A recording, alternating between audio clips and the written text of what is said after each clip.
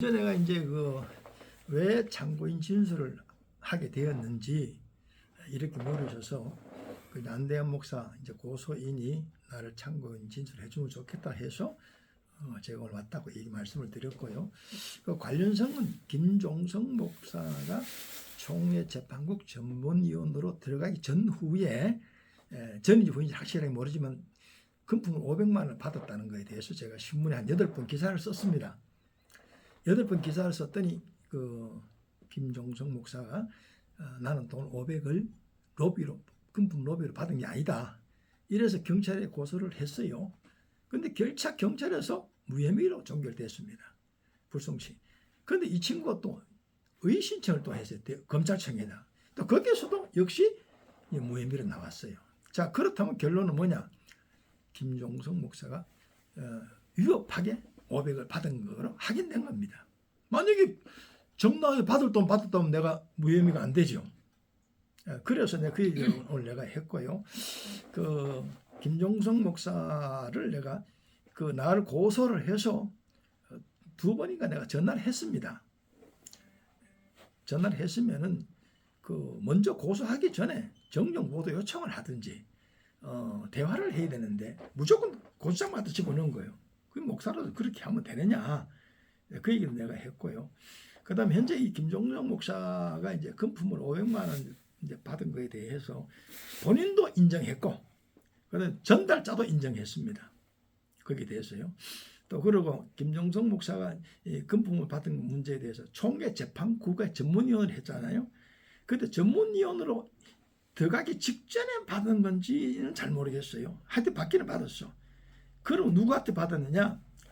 김희식 목사를 고발한 박장로 등 다른 사람들로부터 그때 당시 변호인이 이석범 목사라는 사람이야. 그러면 이석범 목사하고 고발한 박 씨하고 몇 사람이 김종성이하고 모여서 이 얘기를 했답니다.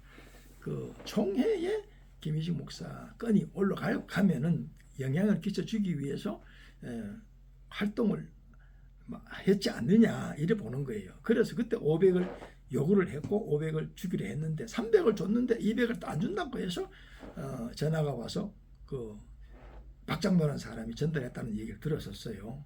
자, 그렇다면 무슨 명목으로 돈 받았나? 이겁니다. 그래 그 얘기 했죠. 그러면 그 사람이 김종서에는 자기가 돈 이석범위를 통해서 나는 개인적으로 자문해가 돈 받았다. 뭐 이런 비슷한 얘기를 했는가 봐요. 그런데 그러면 이석범 변호인과 지가 둘이가 만났느냐? 그게 아니에요. 김희식을 고발해서 같이 만났어. 이건 재판에 영향을 끼치기 위한 일이거든요. 그러니까 최상경 목사도 그때 같이 있었다 소리 들었어요. 예. 그거 들었거든요. 그러면 돈 받은 명목이 뭐냐 이게요? 자문료를 받았다? 아니면 뭐 어떤 도움을 주기 위해서 받았다?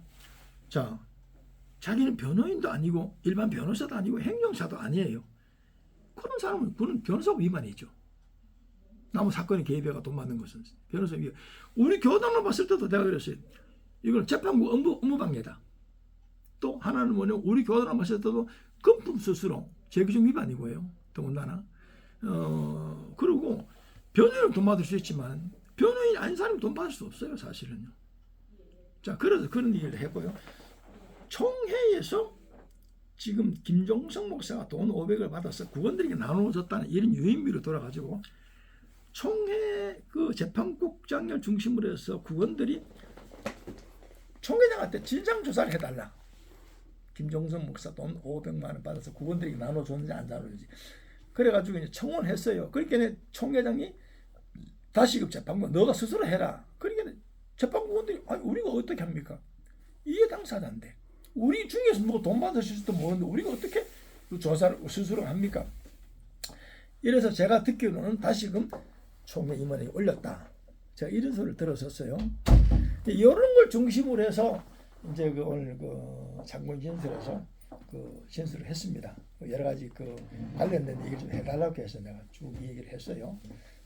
했는데 뭐 이게 뭐 기소가 될지 안 될지 그건 모르지만 어쨌든 김종성 목사가 아직도 우리 교단의 변호인 활동을 한다는 소리를 들었어요. 뭐 3건 4건 맞고 있다는 예, 얘기 저도 듣고 어떻게 있는데. 이런 사람이 변호인 활동을 할 수가 있느냐. 그리고 뭐 총회에 또 총대로 가려고 노력하게 한다는 소리 들었는데 어떻게 이런 사람이 총대로 나갈 수가 있느냐. 근데 제가 듣기로는 이 대선 선언회에 목사님들이나 장님들한테 제가 들은 얘기로는 그런 사람 총대로 내보낼 수 없습니다. 그래서 아마 원래는 총대로 나가기 어렵지 않느냐. 그런 소리 들었고요. 또 본인이 자숙해야 되죠. 그 본인의 문제를 내서 이 노예도 시끄럽게 되고 총회도 시끄럽게 되고 그래 자기는 나를 2번이나 고소했는데 이거 다 무혐의 나왔잖아요. 자 이렇다면은 나한테 사과해야지. 나 사과해야죠 당연히. 그러고 내가 또 대화를 시도했는데도 전화도 안 받았어요. 그게 있을 수 없는 일입니다. 그야. 자, 이런 걸 중심으로 해서 제가 오늘 이 대전선언회 기수위원회에 와서 목사님 하고 싶은 말 해보라 해서 제가 진술을 했습니다. 사실은요. 했는데 물론 뭐 대전선언회에서 기소할지 안 할지 그건 나는 모르죠.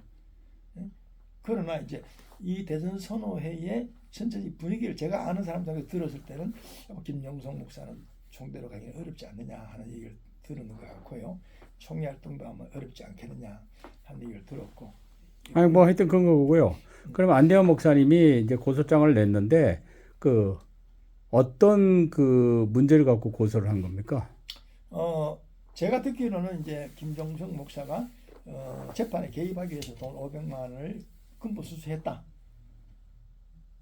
이제 금품 수수에 대해서 이제 쉽게 말하면 세아원이 말하는 변호사법 위반이고 자기는 아무 직책이 없는데.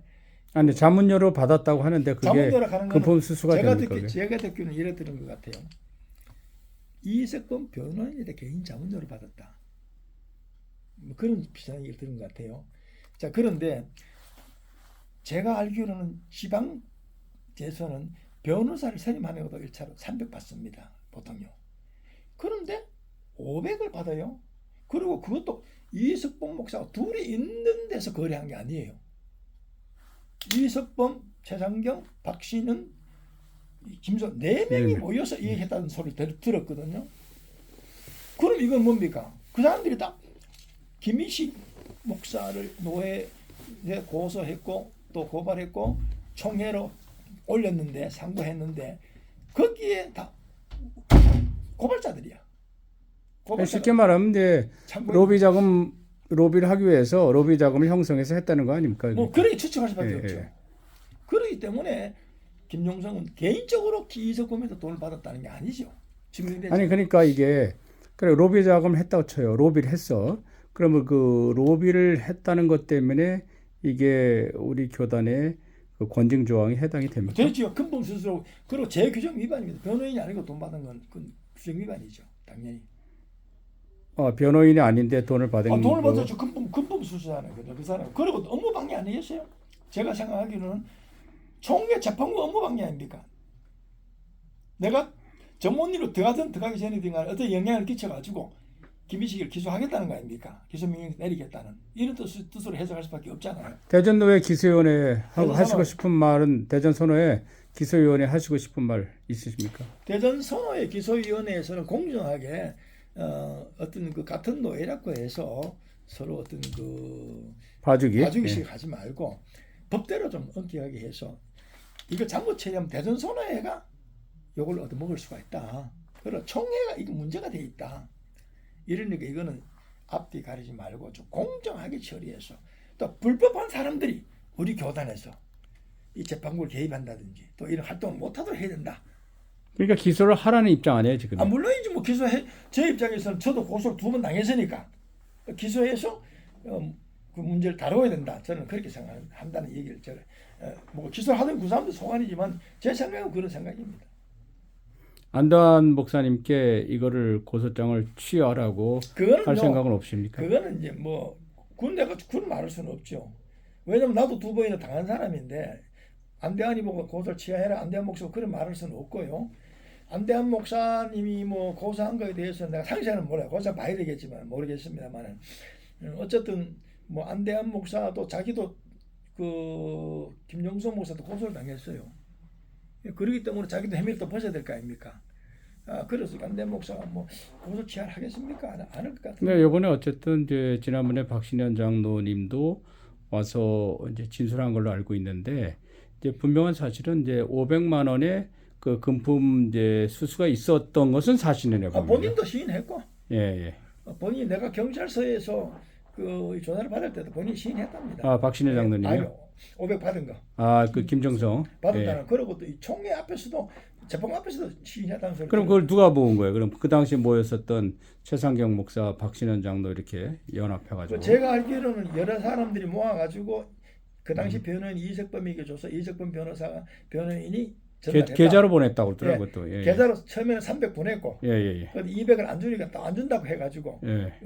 내 박장도라는 사람이 모아가지고 전달했다 이렇게 듣고 있어요. 그래 그분도 여기 와서 진술했다는 소리 그래 들었어요. 그 금품 수수가 있었다는 사실은 이제 사실은 맞네요. 그러니까. 준 사람도 인정, 받은 예, 사람도 예, 인정. 예. 그러나 무슨 명목을 받았냐가 이게 중요한데. 근데 그게 로비 자금이냐, 뭐 당연히 개인 자문료냐 우리가 이거 생각하는 갖고는데. 로비 자금이죠. 예, 개인 자문이라고 하면 개인 자문 받을 수 있는 그 사람 직책이 있어야 돼요. 예. 직책이 없잖아요. 그렇죠. 변호인이 있는데 자문 받는 게 또 말이 안 된다 이거죠. 돈 나면 안 되지요. 그러면 그 사람 변호사법 위반이지. 일반 사회로 지금 자문을 만약에 내가 선생님한테 우리 황 박사한테 무슨 저 사건이 있는데 그 내가 이 사건 해결 잘해줄게 나 돈 좀 주시오 그러면 그렇죠. 그런 식이 이 되는 변호사법 위반이죠. 그러니까. 정상적으로 국가가 인정하는 변호사를 통해서 이 사건을 봐달라 해야죠.